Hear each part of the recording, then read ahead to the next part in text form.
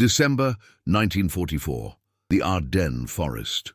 While 42 American GIs prepared to face an impossible assault, their commander, a man the army had tried to discharge 10 times for insubordination, studied the approaching column of 900 German soldiers through frozen binoculars.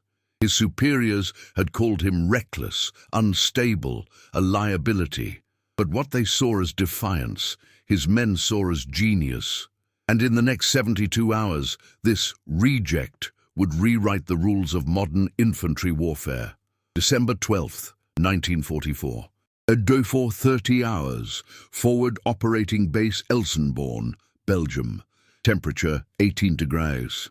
The smell of diesel fuel and gun oil hung heavy in the pre-dawn darkness as Captain Marcus Hale stood outside the battalion commander's tent, his breath forming clouds in the frigid air.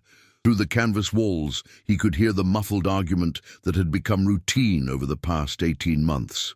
Hale is a goddamn liability, and you know it. Colonel Patterson's voice carried the weight of exhausted frustration. 10 disciplinary reports. 10.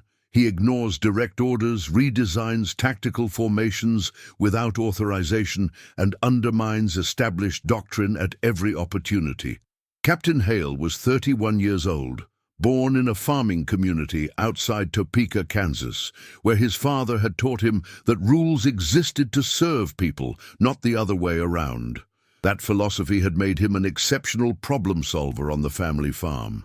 In the rigid hierarchy of the United States Army, it had made him a pariah. The statistics were damning. Since landing at Normandy in June, Hale's battalion had suffered 47% casualties, the second highest rate in the entire division. What the reports didn't mention was that every other comparable unit had suffered between 65 to 73% casualties. Hale's reckless tactics had actually saved lives. But saved lives don't appear on disciplinary paperwork. He's keeping men alive, Lieutenant Colonel Morrison countered, his Boston accent thick with conviction. His platoon has the lowest KIA rate in the regiment precisely because he refuses to follow suicidal doctrine. The doctrinal conflict was fundamental.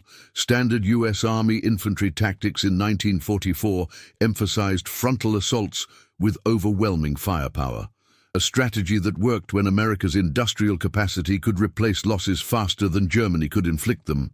But in the hell of the Ardennes, where German forces had regrouped for their massive winter offensive, those tactics meant young men from Ohio and Texas dying in frozen mud for every 100 yards gained.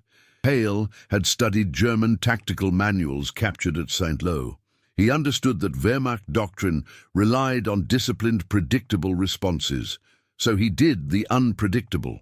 He sent scouts ahead in 2-man teams instead of standard 4-man squads.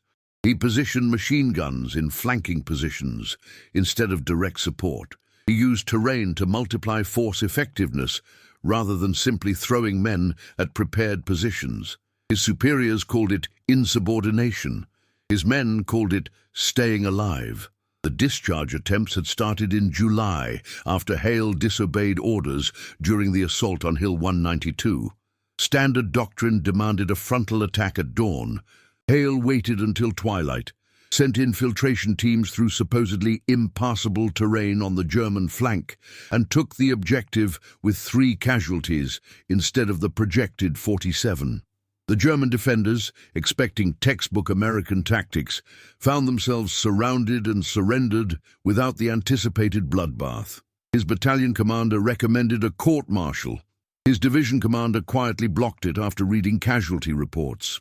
The second discharge attempt came in August, when Hale refused to hold an indefensible position near Mortain. Regulations required defending assigned ground regardless of tactical viability. Hale evacuated his platoon to a ridge 300 yards back, established interlocking fields of fire, and destroyed the attacking German armor column that would have overrun his original position.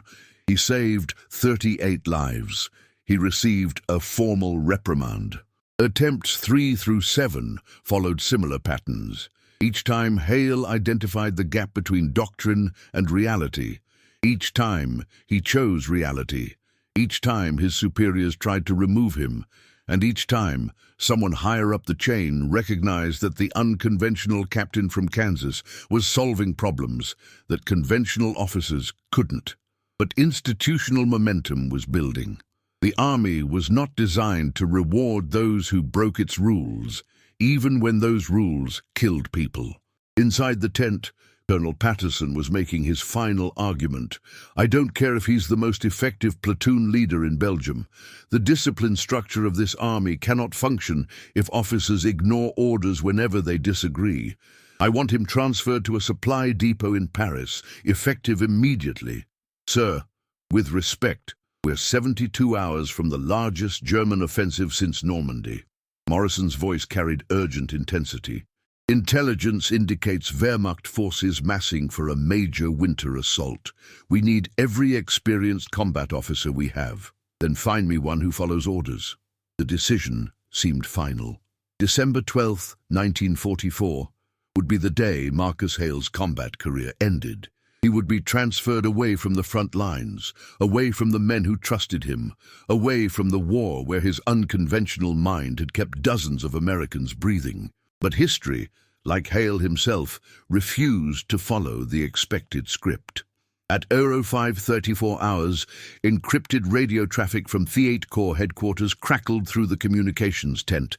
Forward observers reported massive German troop movements in the Ardennes forest. Entire panzer divisions were breaking radio silence. Artillery bombardments were intensifying across a 60-mile front. By 06:12 hours, the situation was clear. Operation Wacht am Rhein, Hitler's desperate gamble to split Allied forces and capture the port of Antwerp, was beginning. The Battle of the Bulge had started. And suddenly, the army had no time to discharge the officer who refused to die conventionally. December 15, 1944. 1847 hours, defensive position Tango 7, Ardennes forest. Temperature, 12 degrees. The forest was dying. Every tree bore scars from artillery that had turned ancient oaks into jagged splinters. The ground, frozen solid, refused to accept the bodies of men who would never return to Detroit or Montana or Tennessee. Snow fell steadily, covering everything in a deceptive blanket of white that hid mud, blood, and the detritus of mechanized warfare. Captain Marcus Hale crouched in a hastily dug foxhole, studying a tactical map by the dim light of a shielded flashlight. 42 men. That was his entire command. 42 exhausted GIs from 5 different units, thrown together during the chaotic German breakthrough, now occupying a defensive position that doctrine said required at least 200 soldiers to hold. Behind them, 3 miles back, lay the critical supply depot at Malmedy, holding fuel, ammunition, and medical supplies for 3 American divisions. If it fell, the entire northern shoulder of the Bulge would collapse. 15,000 American troops would be cut off, surrounded, and likely destroyed.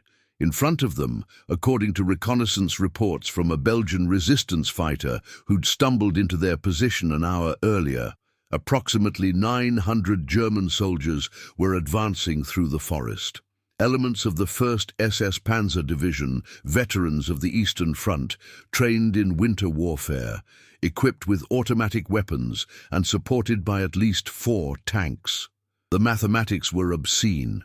42 against 900, roughly 21 Germans for every American. In conventional warfare, those odds meant annihilation within 30 minutes of contact. But Marcus Hale had spent 18 months learning that conventional warfare was a luxury America couldn't afford. "Sir, we should fall back." Sergeant Thomas Rodriguez from Phoenix, Arizona, spoke the words everyone was thinking. He was 24, had survived Normandy and the Hürtgen forest, and had seen enough death to recognize impossible situations. "We can't hold this position against a full battalion. We delay them 20 minutes, then withdraw to secondary positions." Standard tactical doctrine agreed with Rodriguez. When outnumbered more than 10 to 1, delaying actions were the only rational response. Hold briefly, Inflict casualties, withdraw before being overwhelmed, repeat until reinforcements arrived. Hale studied the map for another 30 seconds. Then he said something that made no tactical sense whatsoever. "We're not falling back. We're going to stop them here." The silence that followed was profound. 42 men, huddled in frozen foxholes, stared at their commander with expressions ranging from disbelief to outright horror. Corporal James Mitchell, from rural Mississippi, 19 years old, spoke with the bluntness of someone who'd already accepted he was going to die. "Sir, that's suicide. They'll roll right over us." "Not if they never see us coming."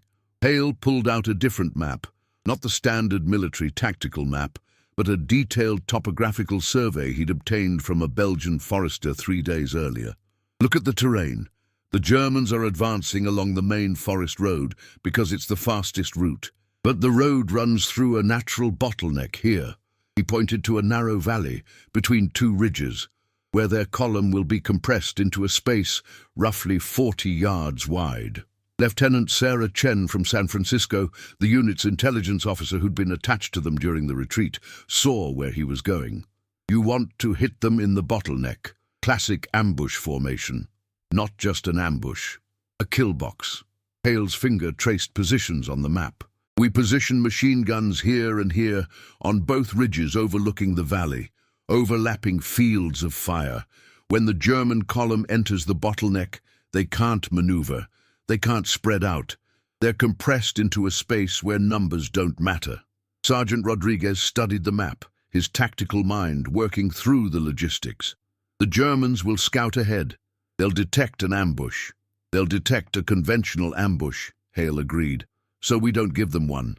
No defensive positions on the road itself, no obvious fighting positions. We let their scouts pass through the bottleneck completely unmolested. They report back that it's clear. The main force advances confidently into the trap." The plan was insane. It violated every principle of defensive warfare, but as the 42 soldiers studied the terrain, understanding began to replace disbelief. "We'd need perfect fire discipline," Chen observed. "One nervous rifleman opens fire early, and the whole thing collapses. We'd need to let their lead elements pass within 10 feet of our positions without engaging," Rodriguez added. "That's asking a lot from men who've been in combat for 6 months. Hale looked at each face in the dim light. Farm boys from Iowa, factory workers from Pennsylvania, college students from California, all of them exhausted, cold, scared. None of them professional soldiers. Just Americans who'd crossed an ocean to fight fascism and found themselves trapped in frozen hell. "I know what I'm asking," Hale said quietly. "I'm asking you to trust me one more time. I'm asking you to wait when every instinct screams to fire. I'm asking you to believe that 42 Americans with the right plan can stop 900 Germans with the wrong expectations." He paused, then added the words that had kept his men alive through Normandy, St. Lo, and the Hurtgen forest. "I won't get you killed following stupid doctrine, but I also won't get you killed running away when we have a chance to win." The decision took 30 seconds. 42 hands rose in agreement. For the next 4 hours, working in absolute darkness and silence, they transformed the forest bottleneck into a killing ground. 2 30-caliber machine guns positioned on the east ridge, 2 on the west. Riflemen spread in concealed positions with clear firing lanes. Bangalore torpedoes and captured German mines placed at the valley's exit to prevent retreat. At 23:47 hours, they heard it. The distant rumble of tracked vehicles. The muted sounds of hundreds of men moving through forest. The German battalion was approaching. December 16th, 1944, 00:12 hours. Kill box Tango 7. Temperature 9 degrees. Corporal James Mitchell pressed himself against the frozen earth, his breath coming in careful, controlled exhalations that formed barely visible clouds in the darkness. Through the thin screen of snow-covered branches, he could see German soldiers moving along the forest road below him. So close, he could hear their conversation in clipped Germanic phrases he didn't understand. The lead scout element passed within 8 feet of Mitchell's position. 4 men moving with professional caution, weapons ready, eyes scanning the ridgelines for exactly the ambush that waited in silence above them. Mitchell's finger rested outside his rifle's trigger guard, every muscle locked rigid, fighting the overwhelming instinct to fire. The scouts moved through the bottleneck, found nothing, and continued up the road. 5 minutes later, the main German column entered the valley. In his command position on the western ridge, Captain Marcus Hale watched through binoculars as approximately 900 Wehrmacht soldiers funneled into the kill box. The German commander, confident his scouts had cleared the route, had done exactly what conventional military doctrine dictated. He'd concentrated his force for maximum shock impact, compressing his battalion into a tight column that could punch through any expected resistance. Against a conventional American defensive position, it would have worked brilliantly. The concentrated firepower of 900 rifles and machine guns would have overwhelmed any standard 200-man defensive line within minutes. Against 42 soldiers who'd abandoned conventional thinking entirely, it was suicide. Hale waited until the German column had fully committed to the bottleneck. The lead elements were already exiting the far end. The main body was compressed into the 40-yard-wide valley, packed shoulder to shoulder, unable to deploy into combat formations, trapped between 2 ridges they hadn't thought to secure. At 0027 hours, Hale triggered 2 red flares.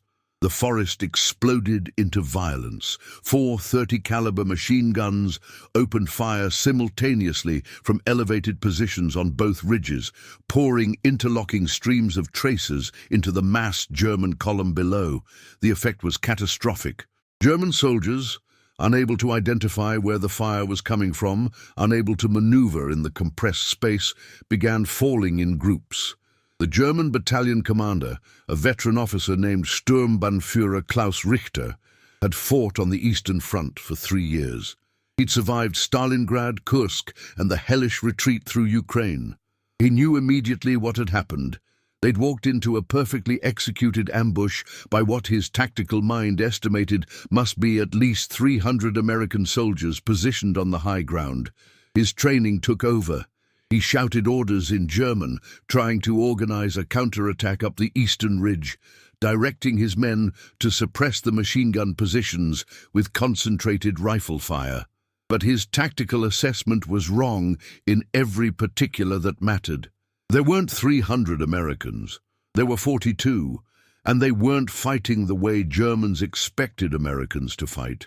Sergeant Rodriguez had positioned his machine gun crew not in the most obvious defensive location, but in a secondary position 30 yards back from the ridge crest. When German soldiers began firing at where they expected the gun to be, they were shooting at empty forest, while Rodriguez's crew continued firing from an unexpected angle. Lieutenant Chen had distributed the riflemen in dispersed positions, rather than a conventional line, creating the acoustic illusion of a much larger force spread across a wider area. The Germans, hearing fire from multiple directions, believed they were surrounded. The German tanks, armored and nearly invulnerable, should have turned the battle, but Hale had predicted their presence. He'd positioned Corporal Mitchell with a captured Panzerschreck in a concealed position overlooking the bottleneck's entrance. At 0034 hours, Mitchell destroyed the lead tank with his first shot, blocking the narrow road and trapping the following vehicles behind the burning wreckage. For 18 minutes, the battle was absolute chaos.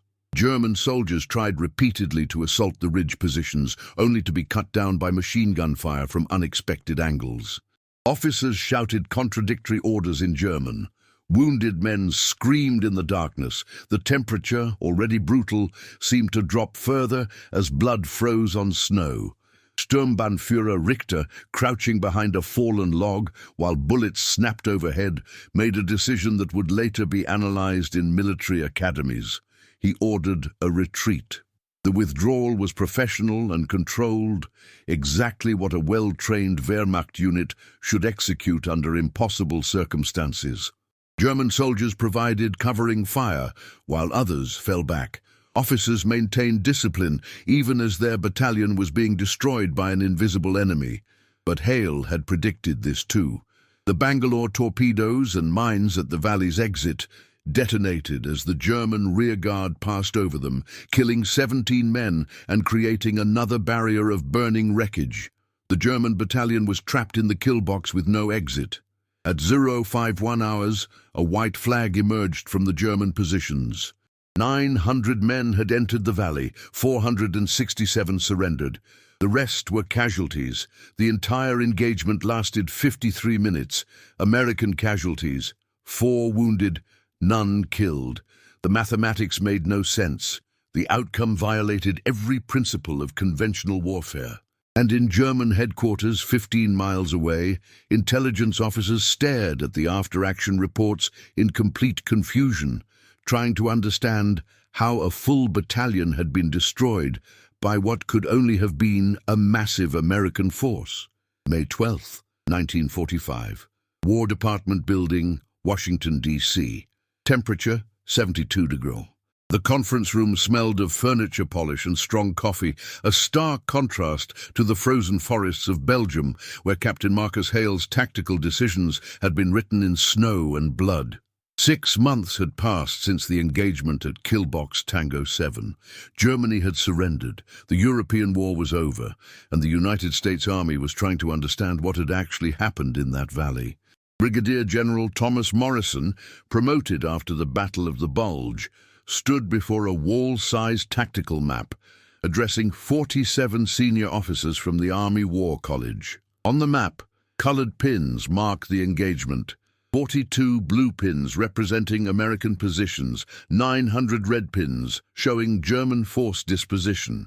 Gentlemen, what you're looking at should not have been possible, Morrison began, his Boston accent softened by months of staff work in Washington. By every tactical model we teach at Fort Benning, Captain Hale's force should have been destroyed in under 30 minutes. Instead, they achieved a casualty ratio of 116 to 1, the most lopsided infantry engagement in U.S. Army history.